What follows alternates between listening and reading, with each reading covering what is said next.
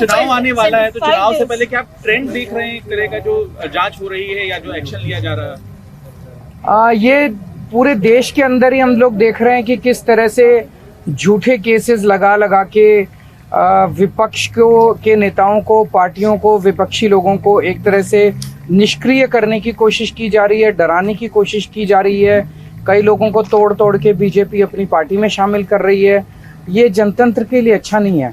एक तो ये है। दूसरी बड़ी बात जो मैं देख रहा हूँ वो ये कि केवल नेताओं को, विपक्षी नेताओं को टारगेट नहीं किया जा रहा, देश भर में बिजनेसमैन को भी बहुत बुरी तरह से टारगेट किया जा रहा। आज बड़ा दुख होता है कि पिछले 5-7 साल के अंदर लगभग 12-13 लाख हाई नेटवर्थ इंडिविजुअल्स का मतलब जो बहुत अमीर लोग थे, जो देश में इन्वेस्टमेंट करते थे, जो इंडस्ट्री चलाते थे, जो बड़े बड़े व्यापार चलाते थे, हजारों लाखों लोगों को रोजगार देते थे, उन्होंने भारत की नागरिकता छोड़ के विदेशी नागरिकता ले ली है।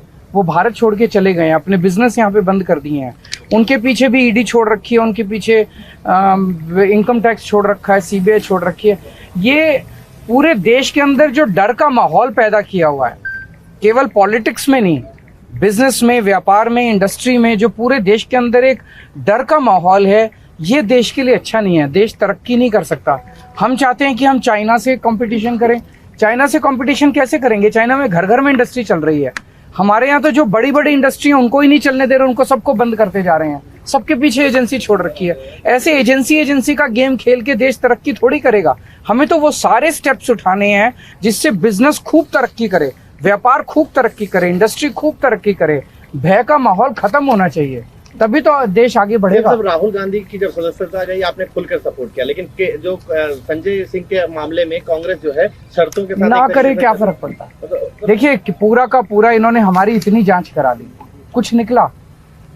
बस घोटाला बोले, बस घोटाला हो गया, कुछ नहीं निकला उसमें। सारी जांच करा ली।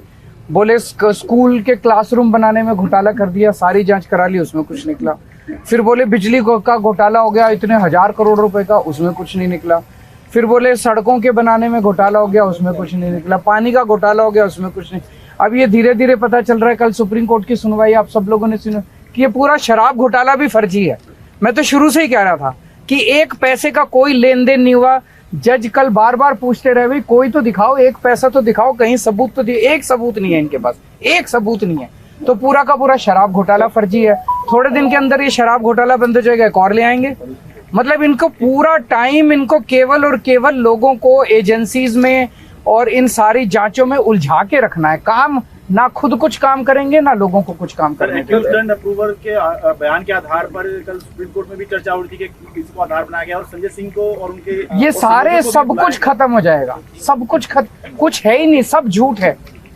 कल संजय सिंह ने भी सब कुछ झूठ है, ये बयान झूठ है।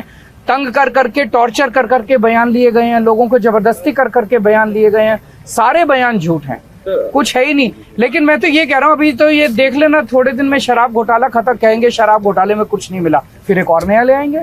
कोई अंत थोड़ी है।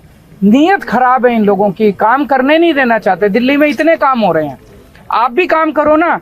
आपका बड़प्पन इस चीज में है कि केजरीवाल ने 1000 स्कूल बनाए, आप 2000 स्कूल बनाओ, आप 5000 स्कूल बनाओ। आपका इस चीज में बड़प्पन है।